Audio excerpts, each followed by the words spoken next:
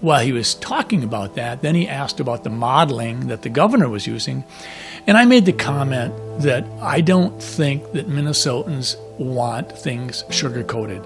We want it straight up, and we want the real truth. And then I said, for instance, I don't really think Minnesotans are interested in having death certificates casually using COVID-19 as a cause of death if we hadn't done a test or hadn't been interested in doing a test. And Chris stopped me and said, hold it, say that again, Dr. Jensen. I think I maybe misheard you. So I said it again, and honestly, Matt, that was the pivot point right now, Tuesday night, April 7th. And it went wild. I think that 6-minute news program was seen by 5 to 10 million people. And I was then asked to be on Fox News with Laura Ingraham a couple nights later. And she said, tell us about that.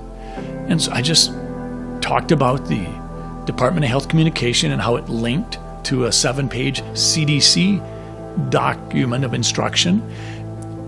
And the whole thing just sort of went from there. I did my homework. I mean, I checked with more than 100 physicians. I went on the CDC webpage and reread the manual for physicians as to how to complete death certificates. And this was totally flying in the face of what we've been doing for years and years and years. And we've never done that with influenza.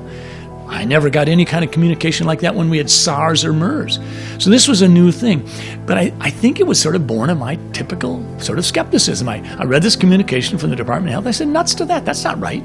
And so I mentioned it sort of offhandedly in a news program, and it became, if you will, a moment or an instance where all of a sudden I had unwittingly become this gigantic whistleblower.